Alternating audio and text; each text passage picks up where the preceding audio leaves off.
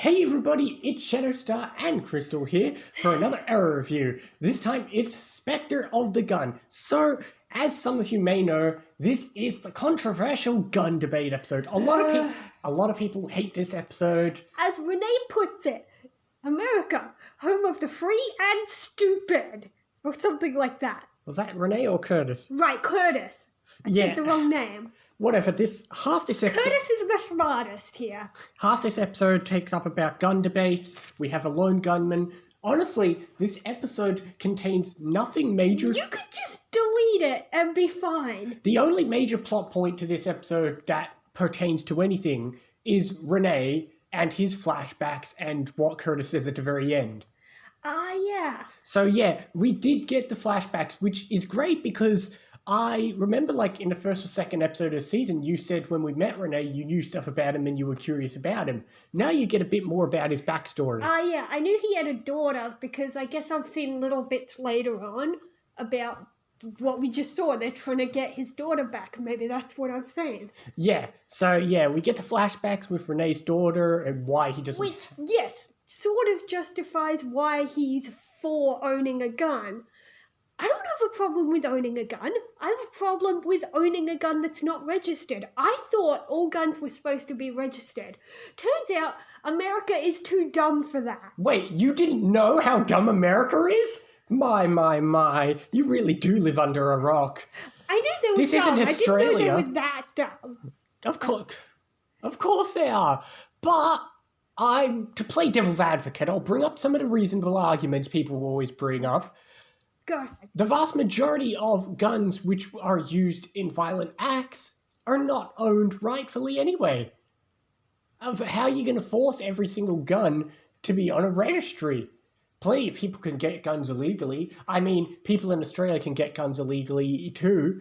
Although, to be fair, we have very, very, very, very, very little shootings in comparison to America. So the question is, what is America doing so wrong compared to Australia? It can't just be registering guns because, you know, like Oliver said, the guy who shot somebody, they owned guns illegally. All the guns, a lot of guns are owned illegally anyway.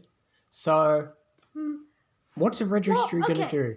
I'm going to compare it to plenty of people can get a pet dog and you're supposed to get them microchipped, but there's no way to force someone to do that. I agree. I'm guessing registering a gun is a process you go through after you've bought it. But shouldn't it be a forced thing at the gun shop? Like, okay, you want to buy this gun? We're registering it right now. You can buy guns in a normal shop in America. There's not just gun shops. Yeah, I know. Well, yeah, but... You could just walk up to a equivalent of a Safeway and buy a gun. A functioning gun, Care. Well, yeah, just like there are grocery stores where you buy alcohol, you don't go to a specific shop for it. Exactly. But you still have to show ID and get, like, special treatment, you know? So, if you want to... It doesn't have to be a specialized gun shop, but if the shop sells guns, then if somebody wants to purchase one, they register it right there and now. I don't think a normal shop's going to do that, so you would have to... Well, you have to. Then you'd have to put them only in a specific gun shop. Well, there you go. Stop shops from selling them unless the shop is willing to go through the registry process. Well, you wouldn't be able to tell Americans that. See, the problem is, the only reason somebody would have a problem with registering it is if they're planning on hurting people. Oh, my. Sometimes your naivete is surely amusing. Why would you have a problem with registering it if you're not going to do anything bad with it? Because some simple word that people love so much they've lost understanding of it. Freedom. Oh, my God. You're free to own it, so long as you don't do anything bad with it. Yes, unfortunately, people don't understand the concept of freedom comes with limitations. It's also, Oliver said it in the episode himself, freedom isn't free. Freedom comes with limitations. Well, yeah, freedom of speech is a thing, but I'll punch you in the face if you say something horrible. But then you'd be arrested on the charges of assault, so that's not freedom of speech, you idiot. That was a dumb example. That's true, that was a dumb example. Please use real examples that make sense. Okay. Anyway, the only people who should have guns are police. Not crappy police who kill innocent people. again, how do you Real police. how do you distinguish the crappy police from the regular police? The ones who have gone through actual full-on training. You do realize all the police who have committed violent acts have gone through the same training as all the other police by them. No, the American police don't go through enough training. They go through like something amount of days. So you're saying the entire US police force is crappy police? Yes, because they didn't go through proper training. They need to fix America's police by making them go through like years of training like other countries do. To be fair, I don't know how much training Australian police go through. Probably years. Probably, okay, to be fair, don't say probably years if you don't have facts to back it up. Yes, you're right. I'm sorry I don't completely remember the statistics. I saw a picture online saying something like... No, I agree there. I've seen pictures, but I don't know Australia's example. I do know other countries make you go through years. You might have seen there's this picture that's like, America has this long of training and the police have killed this many people. This country has this many years of training and has killed a very small number of people. For reference, I tried to not be political in this political episode of Arrow, but she started it. Like Oliver says, it shouldn't be political. It should be about safety. Yes, I know. It's like when people think gender equality is a political thing. But to be fair, if you have a problem with us speaking, I'll quote Curtis. Since when did that having discussions become impolite and become too political? I know. People have a problem with debates. I know. Curtis was the smartest person in this episode. Everything he said was great. Okay. You can try to not be biased in your review, but maybe you're just incapable of it. Sorry. It's okay, you get along well with Kara. I do like that at first Oliver wasn't sure about what he was doing. No, it was kind of the opposite. It's more the fact, because Oliver went straight for the thing, but then everyone around him was bringing up the debates against a gun registry.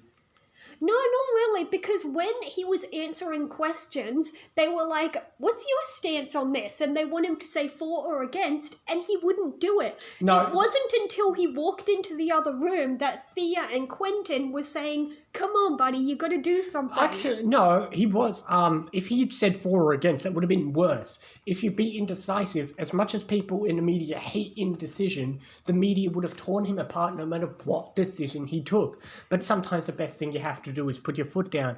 But at the same time, the media would have taken him. Because guess what? The media, if Oliver immediately said, right, we're doing this, then guess what? The media would have done some stupid clickbait article about, they're taking Oliver in favor of taking away your gun ownership. Oliver is after your guns. And if Oliver said, no, I'm not in favor of gun registry, then the media would have said, Oliver doesn't care about gun safety. You think that's stupid, but you do know that is the media. Yes, true. However, when we were watching, we did point out he didn't say quite the smartest thing when he walked away. The people were like, come on, you owe those people in hospital, you owe them an answer. And he's like, yeah, but I don't owe you an answer, bye. And I'm just thinking, I think the smart thing to say would be, yes, I owe them an answer. I owe them a well thought out response, which is why I'm taking my time with this. See? I can do Oliver's job. No, I can't, but I can say the smart thing. In other news, Dinah is still unemployed, but is getting a house. Yeah, that unfortunately is the real unrealistic part. Plenty of people who are jobless can get homes. I don't know. Yes, they can. Don't be dumb on purpose. Rene's also got a job. He's the assistant to Quentin, which will be fun. Well, that's good. He has a good job. That'll help him get Zoe back, because right now he's a pretty stable guy. But here's another question. What about guns that... So if there was a gun registry and Rene has to register... You were saying if Rene had to register his gun... If Rene had to register his guns, what does he do? Does he register only the gun he keeps as his house? What about the guns he uses when he's out in the field as Wild Dog? I'm guessing they'd keep their vigilante stuff secret. Exactly. And what if those guns fall into the wrong hands? There's plenty of guns that are unregistered. Maybe Diggle's guns are registered with Argus, I guess, but... Yeah. Exactly. There's always going to be holes in the plan. But anyway, and for about 3 seconds, Vigilante was in this episode and achieved nothing. Why was he even in this episode? I know. Oliver was interrogating some guy, and then Vigilante kills him, and he's like, well, he was a criminal. I got rid of a criminal. Exactly. And then Vigilante had no impact on the episode. I guess it was just here to say, hey, look, more guns misused. Yeah. But yeah, not much plot-related stuff happens. Other than Spirit, said. like we said, this is why a lot of people dislike this episode, because it's nothing but a gun debate episode. The only good quality part of this episode is Renee's backstory, and that's about it. I'm going to give it a 5.5. I will say, this gun debate episode is better than an upcoming gun debate episode on a different Arrowverse show that'll happen. I'll go 6 then. I'll go 5.5, but it's okay, guys. The stupid gun debate episode's over. What's the next? I'm still not entirely sure why did Rene lose full custody. Well, because, I don't know, maybe they thought maybe Child Protective Services thought, well, you're in the house with somebody who is improperly... To be fair, he's not supposed to own a gun at all because he is dishonorably discharged from the military. Oh, good point. So he's already breaking the law, and then her mother's a drug addict, so they took her away. Didn't the mother die anyway? Yeah, that's a good point too. The mother died. You'd think Rene would keep full custody, but I suppose, like you said, the gun thing might make him seem unsafe. So, but still, she's in a foster home, but you'd think he'd still at least get a visit. Like, I know of a kid who's in a foster home, and she gets to have phone calls with her mum regularly, even though that mother is, addicted to alcohol or something. Yeah. Anyway, enough about that. What's the next episode called? The Sin Eater. I have no goddamn clue what the next episode is. And I wouldn't. I don't know.